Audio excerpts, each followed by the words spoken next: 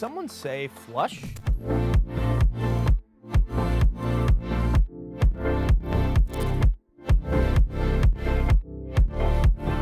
Hey guys, how's it going? Justin here from Walts, and today we're talking about the KANTO in-wall R400 and R600 mounts. They're very similar mounts, but they do have some differences that I want to cover in this video. So without further ado, let's jump right into it. So first we'll start with the R400. This is the smaller one. Comes in with a width of 16.5 inches, a height of 15.6, and a depth of 3.8.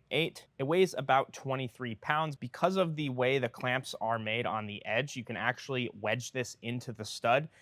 That way you can pick the right screw holes or wait until you actually get the mount on. Yes, you still want to obviously screw it into the stud in the wall, but it shouldn't fall out of the wall because it does have that kind of clamping feature. Now, this one's going to support TVs from 35 inches to 65 inches with a weight rating of about 80 pounds. If we bring it out here, you can see that it comes out quite a bit.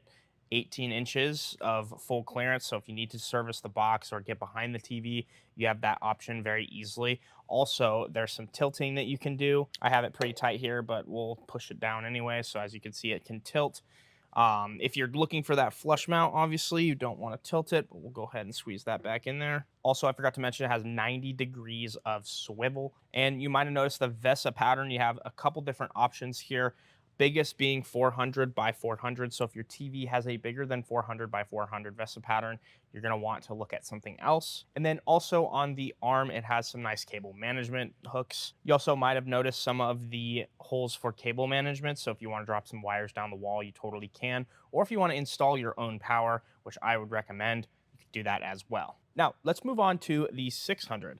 Now, you might have noticed something with the 600 is that it looks almost exactly like the 400, except for it's obviously twice the size. It's got the same width of 16.3 inches, but the height is 32 inches and the depth is 3.75. So it's almost double, almost exactly double the size of the R400. But the reason being is you get all that extra cabinet space down there to hook up any external devices and have them hidden in the wall. With the R400, I'm sure you could squeeze a Roku TV or Apple TV or something in there, but it's not really designed for that. The 600 also has the same extension arm, so it's going to come out about 18 inches. However, with this, it's actually going to support up to 135 pounds. So this is for your bigger TVs for sure. Those sizes being 65 inch all the way up to 90 inches. However, you might have noticed that it has that same VESA pattern as the R400, and that's just the way it comes in the box. But they also have an adapter, which is like a standard TV mount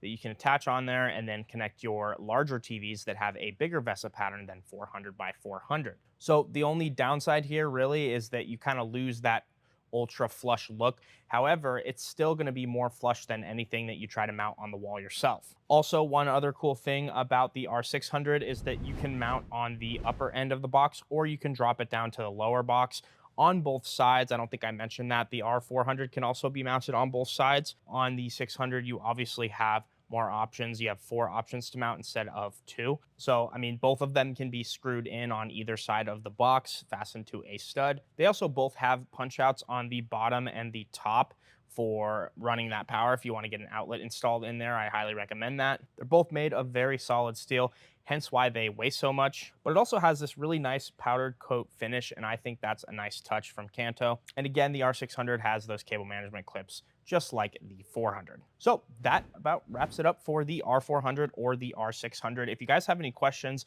make sure to leave them down in the comments section. If you want to directly support me, check all the links out down in the description as well. As always, if you guys enjoyed the video, make sure to leave a like and subscribe, and we'll see you guys in the next one. Thank you guys so much for making it to the end of the video. If this is a product that you're interested, make sure to email me at youtube@walts so I can get you a special YouTube discount. If you haven't already, subscribe for more videos like these, and we'll see you in the next one.